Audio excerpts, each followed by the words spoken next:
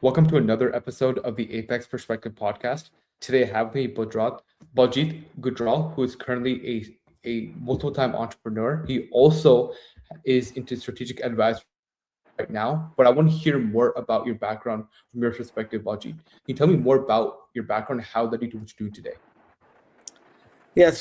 Aryan, thank you for having me here. It's a great feeling to come on your podcast and would love to share my experiences and my journey with your viewers. So I come from a typical India background, mid-income family. Growing up in the late '90s, the early 2000s, I went to one of the top. Engineering Institutes of India, National Institute of Technology, finished my civil engineering, moved to Oxford to do my master's, worked there briefly for a couple of years in the investment banking side, and then moved back to India in during the recession time.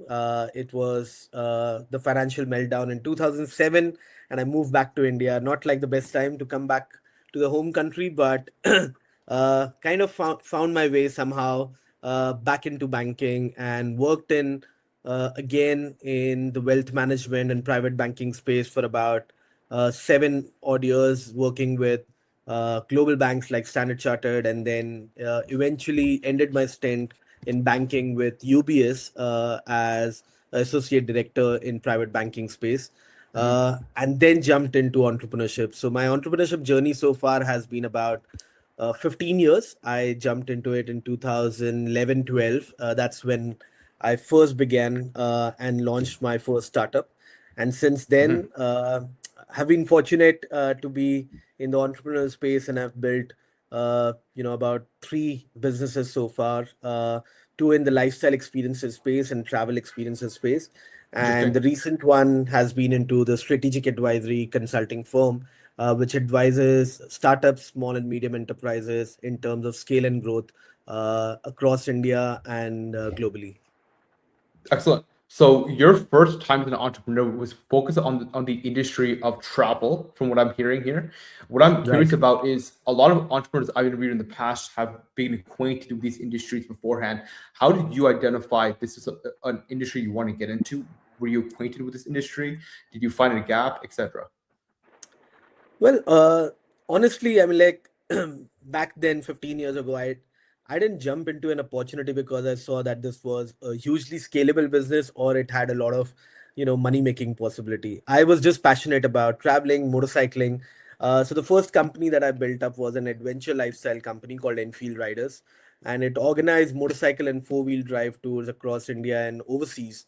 And I was just passionate about motorcycling since college days. Would pick up my motorcycle whenever I would get an opportunity, would go up the hills, plan a trip for my friends. And at that time, fortunately, as you rightly said, there was an opportunity, a gap that I kind of identified over a period of time, that, there was no organized travel platform for adventure travel in India, which was quite prevalent, in the US and Europe. And that gave me, confidence to build up a platform for travelers like me who wanted a full-fledged support to do an adventure travel, and that's how the journey began. So you identified that it was available. These were platforms that are already available in different countries and that Yeah. were already successful, and that potentially there was not actually a real solution here in India. My question for you is, how did you validate the market for it? I think it began with a very small sample size. So when we started off, there was no plan B, right? Like the idea was to like just set it out and build it. So we started with a small sample size of people that generally know, who are closer to you, friend circles, acquaintances. Trying to give them an opportunity to come and try our platform. And as word of mouth spread, and as social media was growing, so I think we had a great opportunity because we were at the right place at the right time, and there were right enablers to help us grow with the social media platform, where people started talking about it, posting videos about the experiences that we are providing. And that's how from pilot we actually went out to market and acquired more customers and kept building on. Interesting. So, what are some important concepts to really understand, or for you to understand about the travel industry before getting started in this kind of business? What did you have to understand about it? I think what's most important, and I think it's across all industries, uh, just like travel industry. But I think the key was to understand what was the customer need, what was missing, where we were solving the pain point. And I think when I, call it the pain point, which might sound cliche in today's times, but for every startup, the biggest thing to identify is how do you add value to your customer. So we were like always a premium company, which was charging, uh, you know quite decent amount for providing them services. So the Hmm. question for us was always, why would a customer come to us and pay us to provide something which was available on Google or on TripAdvisor or on Lonely Planet? So identifying that gap and providing that value, I think that helped us, identify the exact value proposition of the business and uh, get going with our customers. Of course, and as far as the platform itself, it specifically specializes in short-term trips, is what you're saying. So, what exactly was the platform offering? So the platform was offering adventure travel in terms of people who wanted to come over and say, take a trip which was in the Himalayas, a four-wheel drive expedition trip, but didn't wanted to get their own vehicle, didn't wanted to plan their own logistics or, breakdown services. So we provided the platform wherein they would just get a bag of clothes and everything end to end would be provided, planned and executed from our end. So, their hotel bookings, their cars, their motorbikes, their experiences along the way, a backup vehicle, a technical team with a support staff, and most importantly, a community of like-minded people that they could travel with. So that was like a planning to execution services provided by end to end Excellent. by Enfield Riders. Yeah. And it looks like your second company as well has a very similar industry as well, bucket list experiences. So tell me a little bit more about that company and what particular problem it was solving. Well, interestingly, bucket list experiences kind of evolved from Enfield Riders Okay. when we started figuring out that the need of our clients was also beyond adventure. So a lot of our adventure clients who were coming to us, they would take this as an experience of adventure and then say, okay, what next? We would like to come back to you, but not for an adventure trip. Can we get something like maybe going on a food trail or doing like a heritage tour?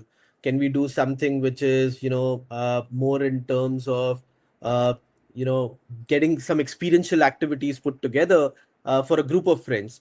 And that's when we identified that we were missing out on a pool of customers which were already with us, and rather than letting them go and being catered by another provider, we said, why don't we build up a standard platform which gives beyond adventure? So Enfield Riders became like the adventure vertical and bucket list experiences for all other experiences that a client would, want with us. And we just capitalize on the opportunity of having a pool of clients and providing them the other services that they would like in the travel space.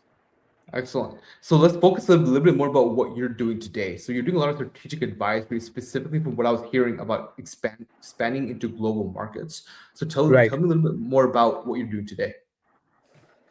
Yeah, so interestingly, COVID was a pivot point for a lot of businesses, a lot of companies, a lot of founders. And so for us, in 1920, when, COVID actually hit, businesses like travel were the most affected. The borders closed, and we were affected the most because everything was at a standstill. And that point in time, the another thing that I'd been wanting for a long time, which was I always wanted to write a book. And I always kept telling myself, I don't have time. I'm an entrepreneur running two businesses. Where do I get the time to write a book? And as time would have had it, I had nothing but time on my hand. And I said, okay, let's write a book now. And in 2020, I published this book called Entrepreneurship Essentials: What They Don't Teach at Business School. And that primarily Mhm. came from my experience going to the best Ivy Leagues business school. I went to Oxford, then I went to Stanford, I went to IM Calcutta.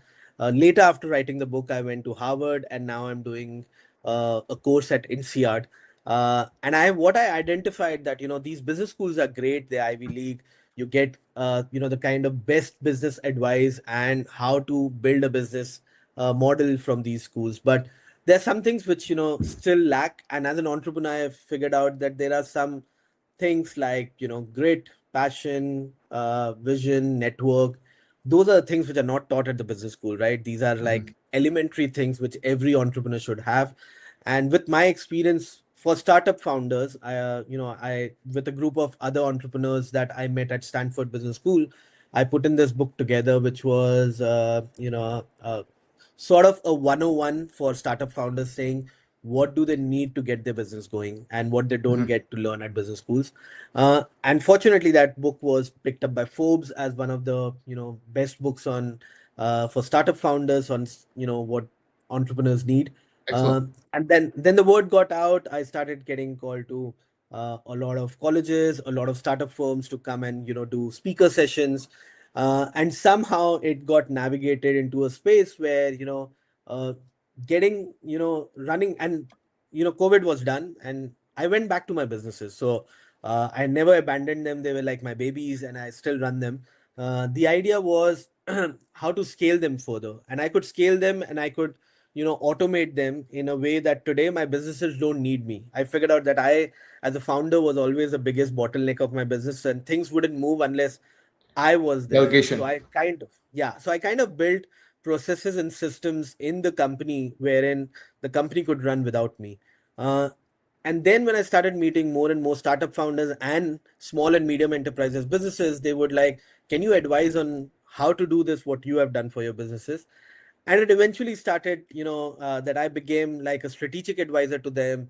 I started doing these consulting services for startups and small and medium enterprises. Also, meanwhile, in the last 1 year, I got along with a couple of friends, and we had this venture capital fund called Beyond Seed, wherein we Mhm. do early stage investing in startups. So now, from this side of the table of being an entrepreneur, I came on the other side of funding startups. And in between the journey of understanding how to sustain businesses, how to scale and grow in them, the strategic advisory role evolved. So today, I sit on boards of a few companies, advising them on scale and growth. And parallelly, I also work with incubation centers across India with some universities. I'm working as an academic mentor at Harvard Business School. Primarily, the focus is to advise and nurture early stage founders, students Mhm. who are coming up with startups, and contributing my bit to the entrepreneurial ecosystem. So that's in a nutshell Absolutely. about me. Absolutely. So you're talking about being on the board of multiple companies and specifically advising on scaling. A question for you is: are these companies small and medium sized, or these larger enterprises? So it's in between. So most of Right. them would not be primarily startups. They would be something at a revenue stage. I think most of the companies that I'm currently advising and on board of have found their moat, are revenue generating, probably have also raised their first round of funding. I think one of the most critical things for most founders who have done that is, once you get the money, what do you do with that is the most important thing. And that comes Right. from my experience of raising $500,000 in 2014 when I was doing my first startup. I raised it, and by 2016 I went bankrupt. So I did the mistake of raising $500,000 and burning it out so quickly that my business was almost at bankruptcy stage, and I had to revive it completely. So learning from my mistakes, advising these startup founders who have raised funding, how to make optimum usage of that funding. Some of them I've also been advising on how to raise funds. So that whole journey of how to raise funds, once you have raised funds, how to deploy it and how to strategically implement it for their scale and growth is primarily my focus area. So these startup founders, to answer you, are primarily if I have to put, they would be in pre-series A to series A to series B stage. That's Mhm. where the sweet spot is. Well, then this would lead to a very important question: is where or how is money being deployed incorrectly for most founders in these situations? So I think the biggest the biggest challenge what most founders face, and I completely understand this because this comes from a psychological need, and as humans, it's just a very psychological thing that once you have more money in your pocket, the urge to spend more is always there. When you live frugally, as a student you would have seen this, and as we are growing up, we would have seen when we have less money, we want to use it more wisely. The moment we have more money, we have more ideas how to burn it out. And I think that's primarily Sure. most. the biggest challenge with most founders, that you want to buy, you want to do big hires suddenly, you want to do more marketing, which is probably a need of the business, but effectively how to do that marketing in a still a frugal way is the question, right?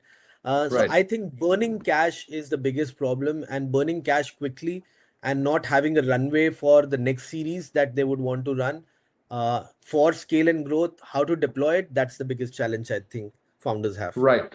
And I can assume that from the founder perspective, a lot of the money should be deployed in marketing for lead generation, for driving more revenue. But it sounds like they're doing it inefficiently. They can still do that, but they're doing it inefficiently. So, what, from your perspective, is the efficient way to be doing this? I think once you understand your CAC, which is the cost of acquisition of a customer, uh, very, very, in a very linear way. And today, cost of acquiring a customer comes from various modes, right? It comes Mhm. digitally. A lot of businesses are now phygital, right? Like they have a physical presence and they have a digital presence. I think having a very clear demarcation, where do you want to spend that cost of acquisition and through which channels do you want to effectively track it and focus on those channels rather than, spreading yourself too thin and saying, we'll go digital, we'll go physical, we'll have banners, we'll have hoardings, we'll have ads. That is, a poor strategy for a business to execute. And I think it differs from domain to domain. So identifying for what works best for your domain and not copying what's actually working out in the market, because sometimes advisors usually come to startups and says, do you know the previous founder who raised like $1 million? This is how they did it. But it could be a different domain, it could be a different market, it could be a different Right. geography they're Exactly. addressing. So that it's no one size fits all. So I think being specific of how to spend on acquiring your customer, that cost needs to be very detrimental for any startup founder. Very interesting, and it's very case dependent, depending on the market, depending on the industry. There are very different. There's lots of variables at play in these situations. So one of the things we were talking about before the podcast was really about expanding into new markets, especially Right. globally. So Yeah. what is your perspective on that? Because that's a completely different market entirely. Right. I think understanding what's the target customer that you are looking to acquire. Like for example, I'll just give you an example of a global brand now. I am working as a strategic advisor with Kolkata Chai Company, who is based out of New Mhm. York. It's run by Ani and Ayan Sanyal, fantastic founders, two brothers based out of New York. They were born and brought up in Boston, and they brought in this company about 5 years plus now. They have two stores in New York, and now the expansion plans are on. I think for global brands, identifying like they are currently addressing both the Indian diaspora as well as Americans, introducing them to the concept of chai, right? And chai is a very loosely term, loosely used term in the West in terms of their chai lattes, like their chai matcha. I don't know. And if you come to India, the definition of chai here is very different for all of us. But the fact that the kind of education they're doing for their customers in their specific regions, and now planning, probably the expansion plans that they would come to Middle East, they would enter India in the next couple of years, uh, and everything works very differently for global brands in different markets, right? What would work Mhm. for them in the US is they're still in the education phase of and making them understand what chai actually means. But when you come to Middle Right. East, the connotation of chai is very different there. Versus when you come to India, the connotation of chai is very different, and there are Very multiple interesting. players Yeah. already in the market here. So I think understanding your customers diaspora in various regions for global brands is very, very important. So that strategy, what you need to implement in the US will be very different in the Middle East and will be very different in India. Right. So it sounds like the education, what that does is it actually creates a market for the company itself. So when you're expanding to a new market specifically and you're trying to pursue the education route first, is that a question for you is that where you spend more money on that before deploying an actual physical location? Is that the idea behind it, or what's the purpose of the education? So see, I think it is basically for bringing in adaptability for the customer, right? Like today, Okay. I think what's the biggest challenge for every customer is choices, right? You go to a market and if you want to have like a chocolate, right? There are like tons of chocolate. So I also work with a Indian chocolate brand called Manam Chocolate. It's based out of Hyderabad, and it's India's first craft chocolate brand. And Hmm. I'm like, you and the audiences who are listening to this podcast should visit Manam Chocolate and see how definition of chocolate has been changed in India. Like, and the founder Chaitanya Mupala is a great guy. Again, he started with his journey of educating people on how chocolate has changed in India, right? Like while we were growing up, chocolates like Dairy Milk or Five Stars were something that all of us grew up upon, right? But today, when you look at the global chocolate market, like that kind of introduction It's for Indian changed. audience has not been there, right? So Yeah. how do you not just educate your audience, but also bring them to the adaptability of what your product is providing? Because the audience and the customers are spoiled for choices. How do you make it adaptable to their taste and stick with them and keep providing them recurring excellent experiences that they keep coming back to you is a big challenge. So you can acquire them, but how do you make them stay with you? That's like a big question for every founder and entrepreneur. Yeah, and you're introducing a very new perspective about really understanding the audience in these different markets, what their knowledge base is about these products, and really how can you get them to be the adaptability part you were talking about as well. So what Right. we'll do is go ahead and shift this conversation a little bit more about you, Baljeet. The first question I have for you is, what is something about your life that you wish more people knew about?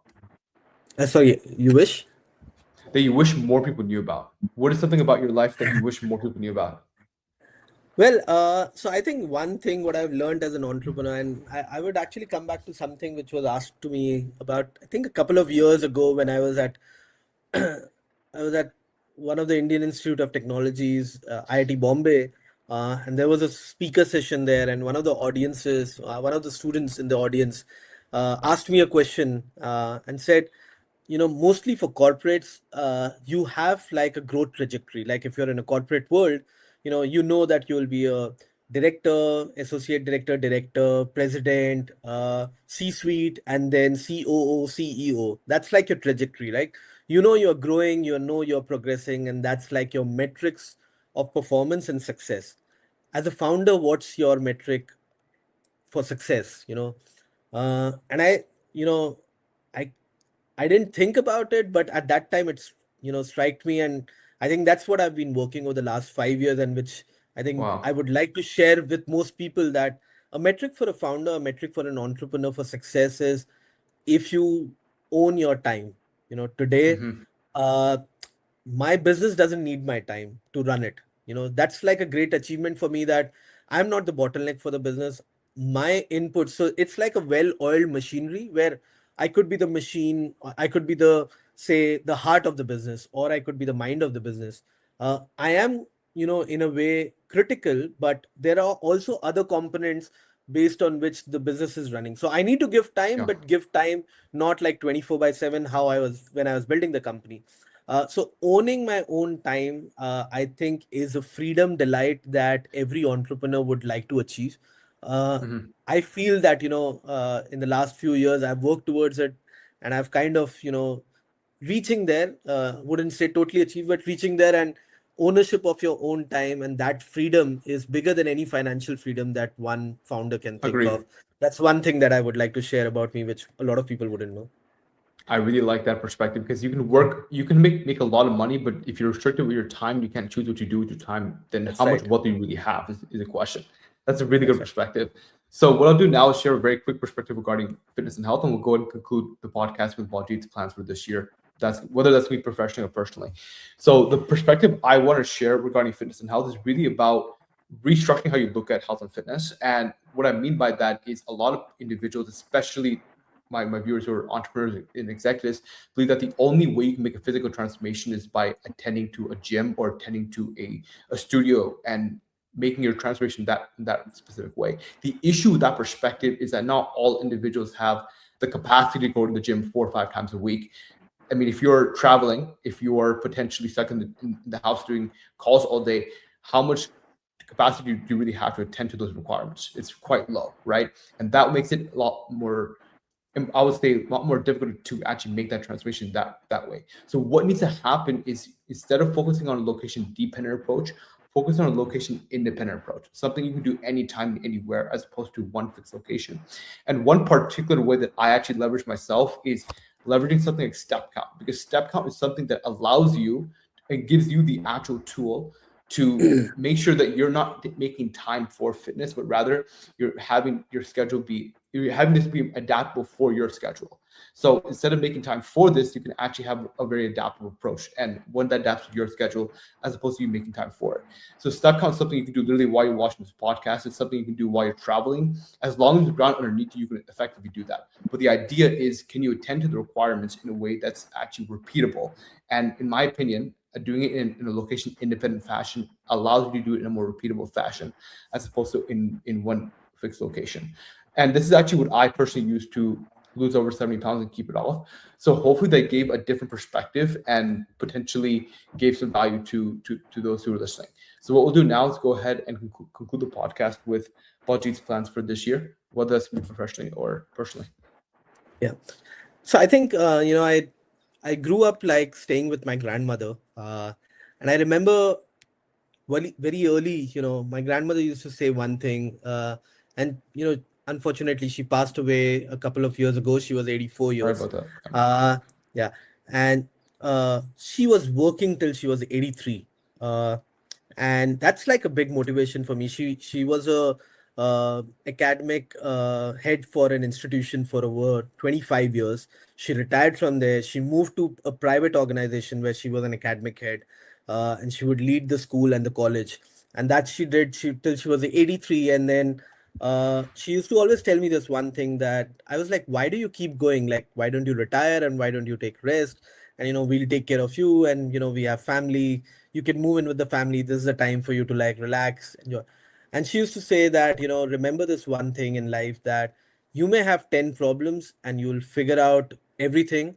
You need to have one problem, and you won't be able to figure out that that's your health problem. So once health is a problem, everything else will become a problem. Everything else is a problem, and you have health on your side, nothing is going to be a problem. uh, Yeah.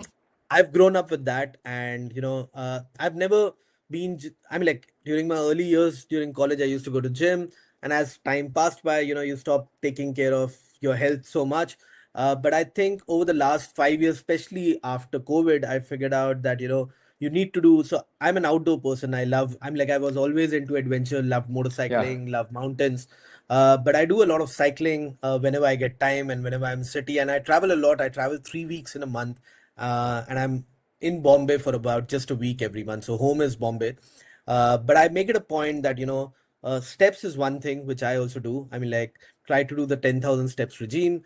Mm-hmm. Second is keep your body in motion. I think as much as you can, even if you have like a desk job and you're like sitting for long hours, try to make movements, try to take a stroll.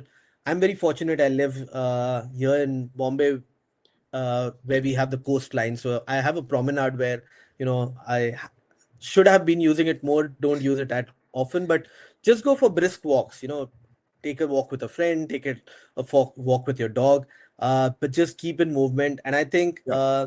health is something which every entrepreneur, every founder, every individual, irrespective of being a founder or being in corporate, should focus on, because that's one problem that you don't want to have, because everything else will become a problem.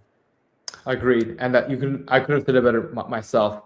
So what I'd like to do is go ahead and ask you, where can people learn more about you and what you're doing? Is LinkedIn the best place? Yeah, I mean, like I am available on LinkedIn. Just look for Baljeet Gujral, and you'll find me there.